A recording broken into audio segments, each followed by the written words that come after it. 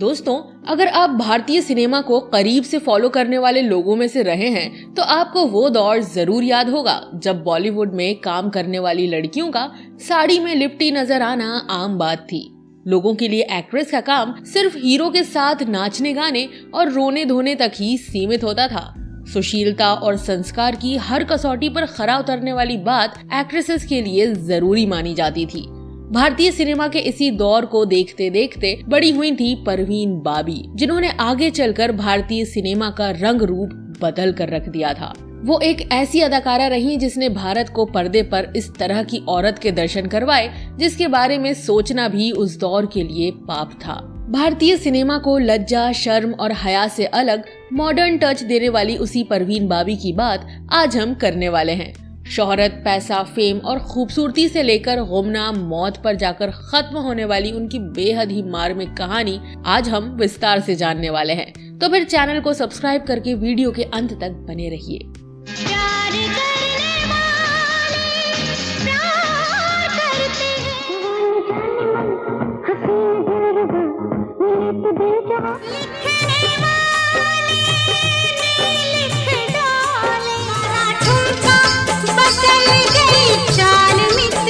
परवीन बाबी का जन्म 4 अप्रैल 1949 को गुजरात के जूनागढ़ में पिता वली मोहम्मद खान बाबी और मां जमाल बख्ते बाबी के यहाँ हुआ था। परवीन के पिता जूनागढ़ के नवाब के यहाँ कार्यकारी प्रबंधक के रूप में काम करते थे और उनकी मां एक गृहिणी थी। गौरतलब है कि परवीन का जन्म इनके माता पिता की शादी के 14 साल बाद हुआ था। अपने माता पिता की इकलौती संतान होने का परवीन को फायदा भी मिला, तो वहीं शादी के बाद 14 साल का गैप इनकी परवरिश में नुकसानदेह भी साबित हुआ, क्योंकि एक उम्र गुजर जाने के बाद इनकी मां परवीन को वो प्यार नहीं दे पाई जो कोई मां शादी के कुछ सालों बाद जन्मे बच्चे को दे पाती हैं। अपनी मां का हाथ परवीन पर लंबे समय तक रहा, लेकिन पिता का साया परवीन के सिर से बहुत जल्दी ही उठ गया था। परवीन जब 10 साल की थी तब इनके पिता इस दुनिया से रुखसत हो गए और यहाँ से परवीन की जिंदगी में वो अकेलापन और हार्ट ब्रेक शुरू हो गया जो इनके साथ ताउम्र चलने वाला था। घर की 4 दीवारी में भोली भाली और मासूम रहने वाली परवीन ने जब अपनी पढ़ाई शुरू की तो स्कूल में वो बिल्कुल ही अलग नजर आती थी। उनके साथ रहने वाले लोग बताते हैं कि स्कूली दिनों से ही परवीन फर्राटेदार अंग्रेजी बोलना सीख गई थी और यहाँ से इस लड़की के मन में अंग्रेजी फिल्में देखने का चस्का भी लग गया था। अशोक कुमार और दिलीप कुमार के दौर में जन्मी परवीन के फेवरेट्स की लिस्ट में अंग्रेजी कलाकार भी शामिल होने लगे थे, लेकिन यहाँ भी परवीन को एक ऐसे घटनाक्रम से गुजरना पड़ा जिसका असर इनकी जिंदगी में हर मोड़ पर नजर आया।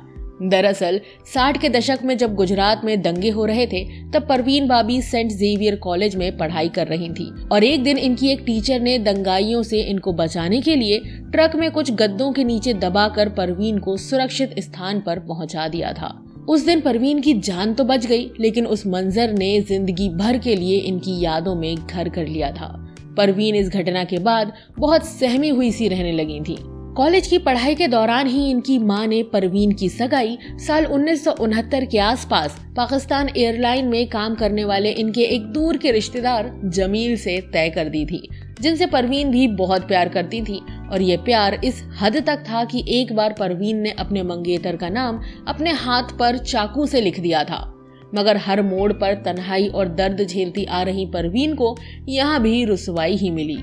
साल 1971 में हुए युद्ध के बाद परवीन की मां ने ये रिश्ता तोड़ दिया, क्योंकि उन्हें ये डर था कि 2 देशों के रिश्तों का असर इनकी बेटी के जीवन पर ना पड़ जाए।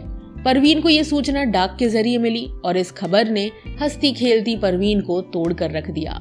ऐसी ही कई मुश्किलों से निकलकर परवीन ने इंग्लिश लिटरेचर में ग्रेजुएशन किया और अपनी नई पहचान बनाने के लिए मॉडलिंग का रास्ता चुन लिया। साल 1972 में परवीन ने इस दुनिया में कदम रख दिया था जहां उन्हें एक लंबी पारी खेलनी थी। अपने मॉडलिंग के दिनों में परवीन उस दौर की ज्यादातर लड़कियों से बिल्कुल अलग थी, जिस दौर में लड़कियों को अपने घर से बाहर निकलने के लिए मना किया जाता था। परवीन ने उस दौर में सिगरेट के धुएं को अपना साथी बना लिया था और अहमदाबाद की गलियों में बिंदास घुमा करती थी। साल 1973 में ऐसे ही एक दिन परवीन बाबी अहमदाबाद में टहलते टहलते किसी फिल्म की शूटिंग लोकेशन पर पहुंच गईं और वहां सिगरेट जलाकर शूटिंग देख रही थी। मिनी स्कर्ट में गजब की खूबसूरत परवीन बाबी पर उस फिल्म के डायरेक्टर BR इशारा की नजर पड़ी और वो इस लड़की के लुक और स्टाइल के कायल हो गए। BR इशारा ने अपने कैमरामैन को बुलाया और परवीन बाबी का एक फोटो शूट करने के लिए कह दिया। कैमरामैन ने जब परवीन से इसकी इजाजत मांगी तो वो तैयार हो गई और उनकी फोटोज जब इशारा साहब के पास पहुंची तो उन्होंने ये तय कर लिया कि ये लड़की उनकी अगली फिल्म में जरूर काम करेगी।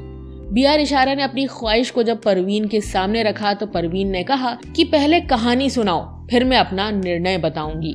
एक 22 साल की लड़की में फिल्मों की इतनी समझ और कॉन्फिडेंस देखकर इशारा साहब को महसूस हो गया था कि परवीन में जरूर कुछ बात है। इशारा साहब अपने एक इंटरव्यू में बताते हैं कि उस समय उन्होंने परवीन को एक माँ बेटी की मनगढ़ंत कहानी सुना दी और कहा कि तुम्हें इस फिल्म में माँ का किरदार निभाना है। इन सब में दिलचस्प बात ये रही कि परवीन बाबी फिल्म के लिए तैयार हो गई और इशारा साहब ने उन्हें साइन कर लिया। इशारा साहब ने एक नई खूबसूरत और कॉन्फिडेंट लड़की को साइन तो कर लिया था, लेकिन फिर ये बात वो भूल गए और अपने दूसरे कामों में व्यस्त हो गए। उन्हें ये याद भी नहीं रहा कि उन्होंने एक लड़की को साइन किया था। कुछ समय बाद जब फिल्म निर्माता किशोर साहू ने अपनी फिल्म धुएं की लकीर पर काम करना शुरू किया तो इसके लिए उन्होंने परवीन बाबी से बात की, लेकिन परवीन बाबी इशारा साहब के कॉन्ट्रैक्ट के अनुसार उनकी इजाजत के बगैर किसी और फिल्म में काम नहीं कर सकती थी। इसलिए किशोर साहू ने इशारा साहब से इजाजत मांगने के लिए संपर्क किया। तब जाकर BR इशारा को याद आया कि उन्होंने परवीन को साइन किया था। इशारा साहब ने इसके बाद किशोर साहू को इजाजत दे दी और इस तरह परवीन ने फिल्म धुएं की लकीर में काम शुरू कर दिया। इस फिल्म की शूटिंग के दौरान एक दिन जब BR इशारा अपनी किसी फिल्म की मिक्सिंग कर रहे थे तब परवीन बाबी उनके पास आई और इशारा साहब से पूछ लिया कि वो उनके साथ कोई फिल्म क्यों नहीं बना रहे हैं। यहाँ से फिर इशारा साहब ने प्रोड्यूसर के तौर पर अपनी पहली फिल्म चरित्र पर काम शुरू किया और परवीन के अपोजिट क्रिकेटर सलीम दुर्रानी को कास्ट कर लिया। गौरतलब है कि परवीन बाबी की पहली रिलीज फिल्म चरित्र ही रही। ये फिल्म बॉक्स ऑफिस पर कुछ खास कमाल नहीं दिखा पाई थी, लेकिन पर्दे पर जिसने भी इस नई लड़की के जलवे देखे वो बस दीवाना बन गया। इधर पूरा देश जहां परवीन की खूबसूरती के कसीदे पढ़ रहा था तो वहीं दूसरी तरफ फिल्म धुएं की लकीर में साथ काम कर रहे डैनी डेंजोंगपा से परवीन को प्यार हो गया, जो आगे चलकर फिल्म 36 घंटे के सेट पर परवान चढ़ने लगा। साल 1973 में पहली फिल्म फ्लॉप होने के बाद भी परवीन बाबी को लगातार फिल्मों के ऑफर मिल रहे थे और अगले साल रिलीज हुई फिल्म मजबूर उनके करियर की पहली सफल फिल्म साबित हुई, जिसमें अमिताभ बच्चन के साथ इनकी जोड़ी को खूब पसंद किया गया और लोगों की ये पसंद आगे कई सालों तक बरकरार रही। परवीन बाबी की जिंदगी में एक तरफ फिल्मों की कतार लगी हुई थी तो दूसरी तरफ इस जिंदगी में लव अफेयर्स भी बराबर चल रहे थे। डैनी डेंजोंगपा के बाद परवीन बाबी को कबीर बेदी का साथ मिला, जो अपनी निजी जिंदगी में उस समय खराब हालात से गुजर रहे थे। परवीन बाबी ने कबीर बेदी के साथ रहने के लिए कुछ समय तक फिल्मों से भी किनारा कर लिया था और लंदन चली गई थी, लेकिन वहां जाकर ये रिश्ता भी खत्म हो गया और परवीन एक बार फिर अकेली पड़ गई थी और इस बार उन्होंने अपने अकेलेपन में शराब का सहारा लेना शुरू कर दिया। उनकी मानसिक हालत यहाँ से जगजाहिर होने लगी थी कि कबीर बेदी ने भी अपनी किताब स्टोरीज आई मस्ट टेल में लिखते हैं कि परवीन के साथ रहते समय उन्हें कई बार ये महसूस हुआ कि वो किसी बीमारी से जूझ रही हैं। उन्होंने इसका इलाज करवाने की कोशिश भी की, लेकिन कुछ भी काम नहीं आया और अंत में ये रिश्ता टूट गया। संयोग देखिए कि कबीर बेदी की तीसरी पत्नी का नाम भी परवीन है। खैर, साल 1975 में परवीन एक बार फिर अमिताभ बच्चन के साथ फिल्म दीवार में नजर आई, जिसमें इनके द्वारा निभाया गया अनीता का किरदार उस समय की महिलाओं की छवि से बिल्कुल अलग था। परवीन अपनी हर फिल्म के जरिए महिलाओं की एक नई छवि को पर्दे पर ला रही थी और अगले कुछ सालों में ही गुजरात से बम्बई आई ये लड़की बॉलीवुड की सबसे बड़ी और महंगी हीरोइन बन गई। साल 1976 में परवीन बाबी को टाइम्स मैगजीन ने अपने कवर पर जगह दी और ये सम्मान हासिल करने वाली वो पहली भारतीय महिला रही थी। परवीन बाबी को सस्ती जीनत अमान और सेक्स सिंबल के तौर पर देखने वाले लोग धीरे धीरे इस अभिनेत्री की अदाकारी के भी दीवाने बन गए। फिल्म कालिया में अपने भोलेपन और कॉमिक टाइमिंग से हंसाने की बात हो या फिर क्रांति में हेमा जी को टक्कर देनी हो, परवीन बाबी हर तरह की अदाकारी से लोगों के दिलों पर राज कर रही थी। अमर अकबर एंथनी, काला सोना, शान, द बर्निंग ट्रेन और सुहाग जैसी कमाल की फिल्मों से सजी परवीन बाबी की फिल्मोग्राफी में हर तरह का किरदार उन्हें निभाने के लिए मिला, जिसके साथ उन्होंने न्याय भी किया। अपने करियर के शिखर पर खड़ी परवीन बाबी लगातार अपनी दोहरी जिंदगी को आगे बढ़ा रही थी। पर्दे पर हंसती मुस्कुराती नजर आने वाली परवीन असल जिंदगी में तनाव, मानसिक बीमारी और अकेलेपन से गुजर रही थी, जहां इनका साथ डैनी और कबीर बेदी के बाद अब महेश भट्ट ने दिया और ये रिश्ता बहुत समय तक चलता रहा। यही वो समय था जब लोगों को पता चला कि परवीन पैरानॉइड सिजोफ्रेनिया नाम की एक ऐसी मानसिक बीमारी से जूझ रही हैं, जिसमें इंसान अपनी एक अलग ही दुनिया में जीने लगता है। उसे इस दुनिया के हर इंसान, हर चीज से खतरा महसूस होने लगता है। और ये बात जब महेश भट्ट को पता चली तो उन्होंने परवीन का इलाज भी करवाया, उन्हें दवाइयां दिलाई, उन्हें एक अच्छे वातावरण में रखने का प्रयास किया। लेकिन परवीन को जब भी सिजोफ्रेनिया का अटैक पड़ता, उनका व्यवहार बदल जाता। ऐसे कई किस्से हैं जो महेश भट्ट ने खुद अपने इंटरव्यूज में साझा किए हैं, जिन्हें सुनकर लगता है कि ये अभिनेत्री किसी बड़ी दिक्कत से लड़ रही थी। महेश भट्ट बताते हैं कि एक बार जब वो परवीन के साथ महबूब स्टूडियो से घर आ रहे थे, तब बीच रास्ते में परवीन बाबी चिल्लाने लगी और कहने लगी कि इस गाड़ी में बम है, कोई मुझे मारना चाहता है। और इतना कहकर वो गाड़ी से उतर गई और सड़क पर भागने लगी। महेश भट्ट ने एक और किस्से का जिक्र करते हुए बताया कि एक बार जब वो परवीन के घर पहुंचे तो उन्होंने देखा कि परवीन अपने कमरे के एक कोने में चाकू लिए बैठी हैं और कह रही हैं कि यहाँ मत आना, यहाँ कोई है जो मुझे मारना चाहता है। इन सब बातों का असर परवीन की प्रोफेशनल लाइफ पर भी पड़ा। फिल्म क्रांति की शूटिंग के दौरान जब ये बातें आम होने लगी तो मनोज कुमार ने फिल्म में परवीन के बड़े रोल को कुछ सीन और एक गाने में समेटकर खत्म कर दिया, ताकि फिल्म के सेट पर कोई हंगामा न खड़ा हो जाए। परवीन बाबी को डॉक्टर्स ने जो दवाइयां दी थी, उन्हें लेने से पहले भी वो महेश भट्ट से या अपने आसपास बैठे किसी भी शख्स को खाने के लिए कहती थी, क्योंकि उन्हें ये लगता था कि उन दवाइयों में किसी ने जहर मिला दिया है। कहते हैं कि परवीन बाबी के इस शक्की मिजाज का सामना कई बार उनका इंटरव्यू लेने आए पत्रकारों को भी करना पड़ता था।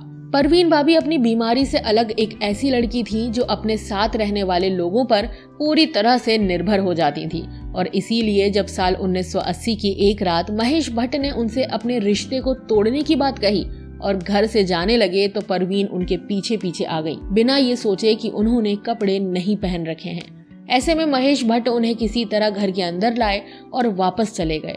परवीन के अन्य पार्टनर्स की तरह एक समय के बाद महेश भट्ट ने भी उन्हें छोड़ दिया और वापस अपनी पत्नी के पास लौट गए। परवीन बाबी हर तरफ से अब खुद को अकेला महसूस कर रही थी और यही कारण रहा कि साल 1983 में उन्होंने बम्बई फिल्म इंडस्ट्री को छोड़कर अमेरिका जाने का मन बना लिया। लेकिन इससे पहले कि उनका बम्बई छोड़ना होता, इसी बीच जून 1983 में उन्हें एक बड़े ब्रेकडाउन का सामना करना पड़ा, जिसका वर्णन करिश्मा उपाध्याय की किताब परवीन बाबी अ लाइफ में मिलता है। करिश्मा जी बताती हैं कि जून 1983 में अमिताभ बच्चन, रीना रॉय और परवीन बाबी के साथ अमेरिका में एक स्टेज शो कर रहे थे। बड़ी उत्सुकता से नॉर्थ अमेरिका गई परवीन जब वापस आई तो उनकी खुशी, उनकी हालत, उनका रवैया सब कुछ बदल गया था। परवीन भारत आने के बाद लगातार एक ही बात बोल रही थी कि अमिताभ मुझे मारना चाहते हैं, उन्होंने मेरे पीछे गुंडे लगवा रखे हैं। ये वाकया परवीन की बिगड़ती मानसिक हालत का सबसे बड़ा सबूत था, जिसके बाद ये अभिनेत्री सब कुछ छोड़कर अमेरिका चली गई।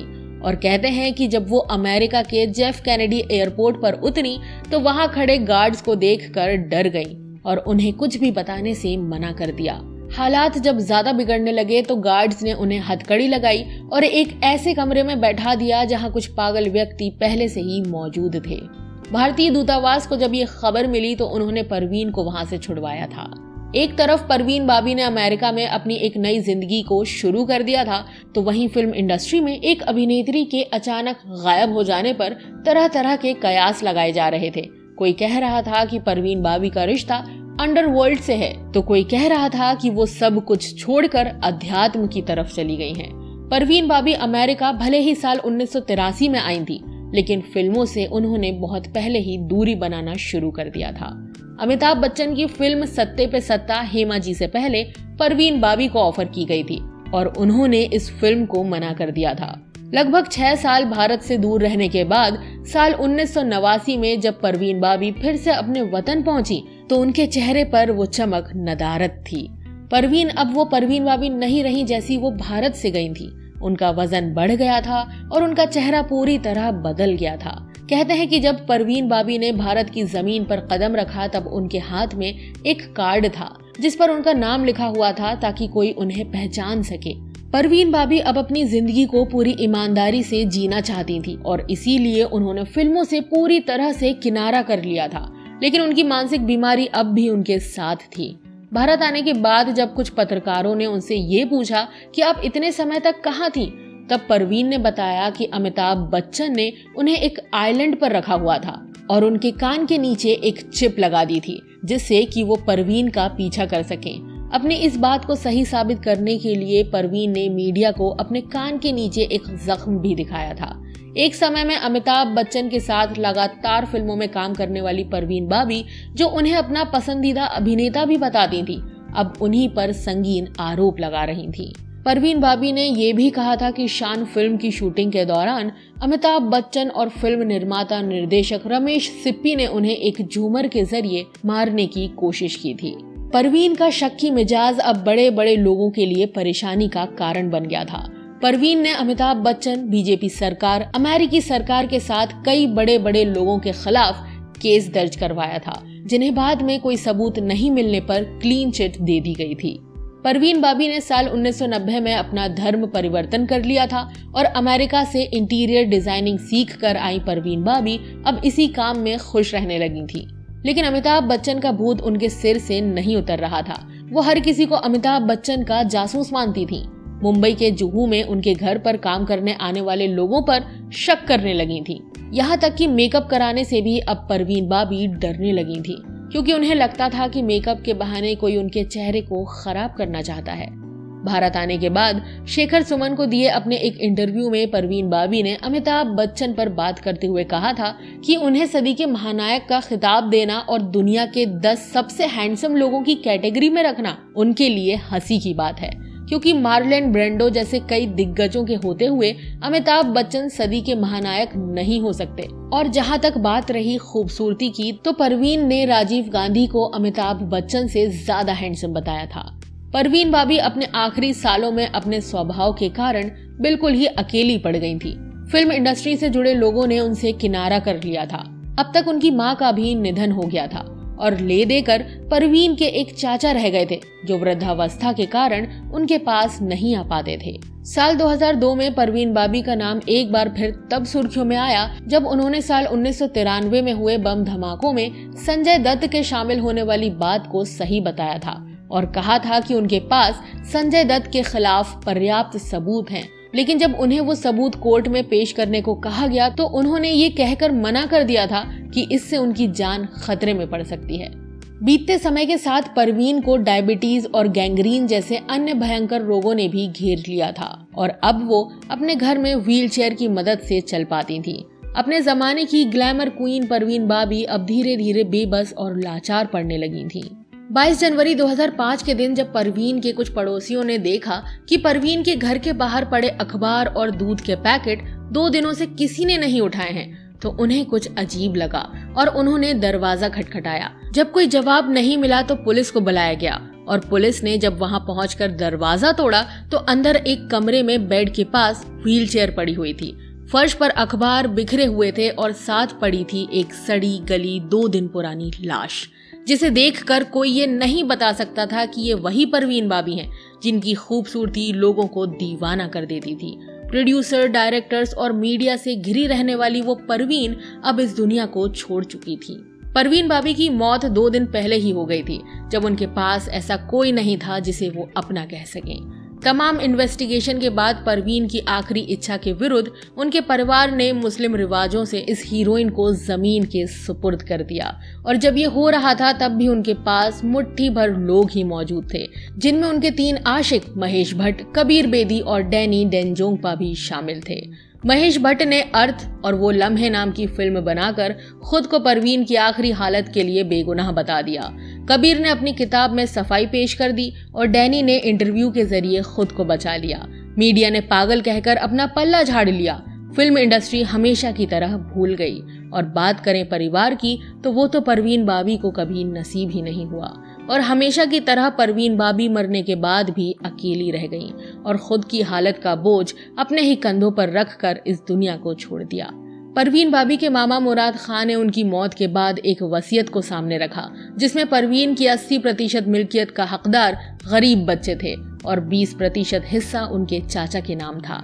परिवार के 3 लोगों ने इस वसीयत को गलत बताया, लेकिन 11 साल बाद साल 2016 में कोर्ट ने आधिकारिक रूप से उस वसीयत पर मुहर लगा दी। लगभग 20 साल लंबा करियर और 50 से ज्यादा फिल्में, जिनमें से 1 दर्जन फिल्मों पर ब्लॉकबस्टर का ठप्पा लगा होने के बाद भी इस अदाकारा को कभी भी कोई सम्मान नहीं मिला। अफसोस ये है कि बॉलीवुड को ग्लैमर का असली मतलब समझाने वाली इस हीरोइन को उनके लाजवाब अभिनय के जगह पर लोग उन्हें उनके अफेयर्स और मानसिक रोग के लिए याद करते हैं। तो ये थी अपने दौर की मशहूर बॉलीवुड अभिनेत्री परवीन बाबी पर हमारी एक विशेष प्रस्तुति। उम्मीद है कि इस वीडियो से आप परवीन बाबी के जीवन से अच्छी तरह रूबरू हो गए होंगे। अगर वीडियो पसंद आई हो तो इसे लाइक और शेयर भी कर दें तथा ऐसी ही दिलचस्प वीडियोस की नोटिफिकेशन पाने के लिए चैनल को सब्सक्राइब करके बेल आइकॉन में ऑल का बटन दबा दें। धन्यवाद।